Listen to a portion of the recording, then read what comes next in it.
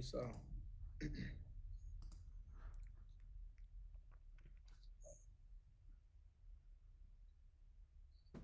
Recording in progress. All right, let's start with Ben Bolch from the LA Times. Hey, Cameron, how are you? I'm pretty good. How you doing today? Good. I guess I got caught on a hot mic there. Sorry about that.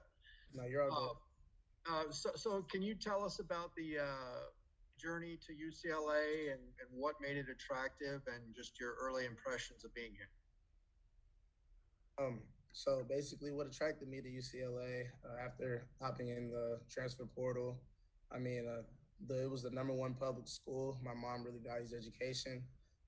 My dad was a football guy, so I felt like I would get the best balance being at a school like this. And what has it been like so far? Has it been what you thought it would be, especially those first two games? Uh, Definitely. I heard that we had a lot of depth and a lot of older guys and a lot of maturity on this team going into UCLA. So it was everything I expected.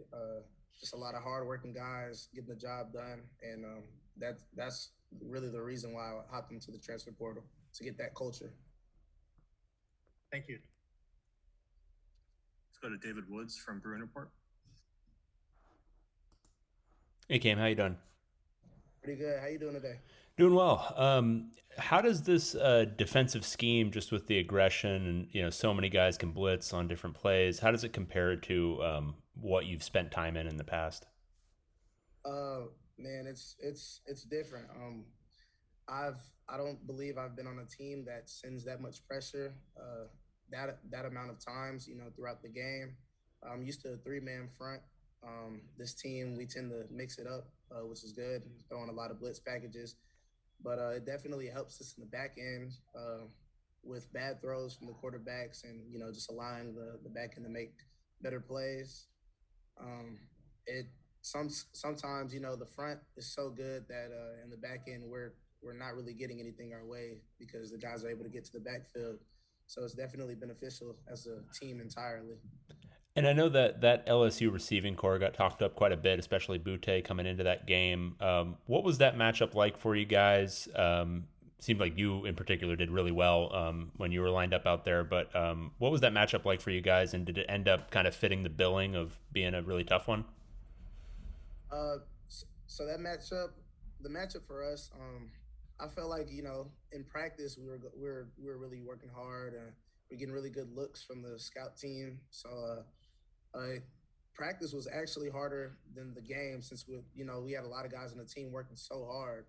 Um, so it kind of felt real natural being in the game. Everybody was confident due to our preparation in practice. So nobody came in scared. Everybody was ready. We are ready to play. We are ready to go, and just do the things we've been doing in practice. Thanks, Cam. Appreciate it. No problem. Let's go to Sam Connon from SI.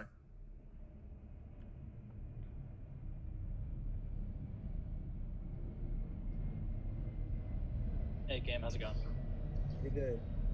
So that game had almost 70,000 people at it on Saturday. Just the combination of being an SEC school against Pac-12, highly billed matchup. Have you played in front of that many fans before?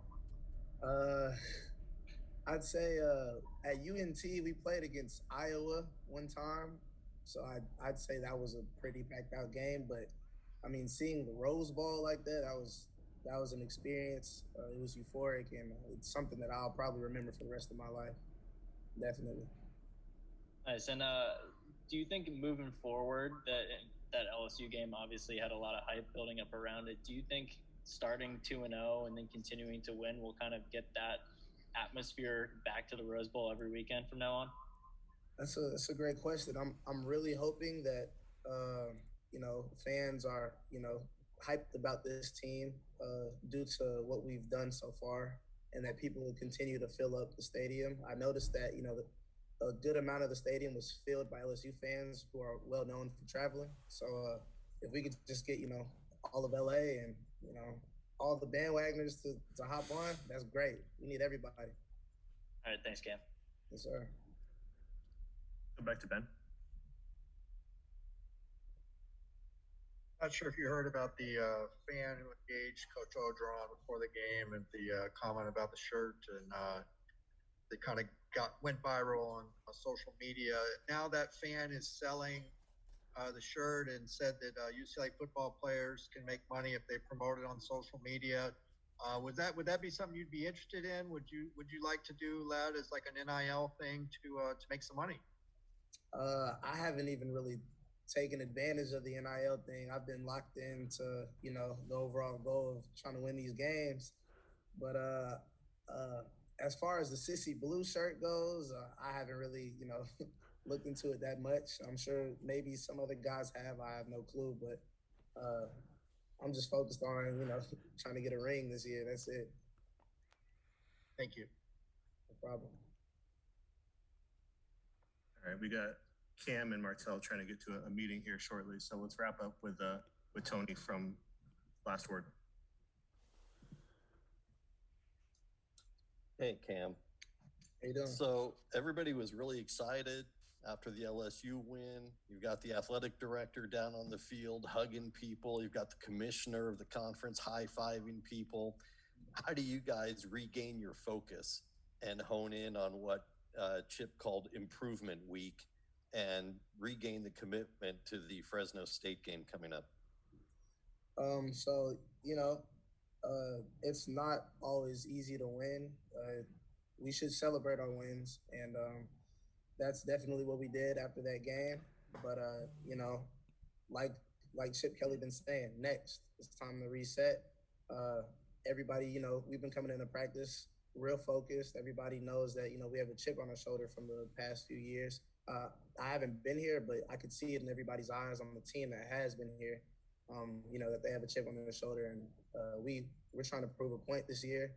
We got a great team. We know what we have, so we're ignoring the hype of whatever everything on media is saying.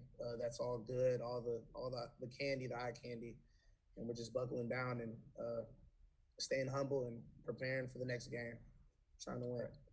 All right, man. Thanks for your time. No problem. Thank you, guys. All right, Cam. Thanks.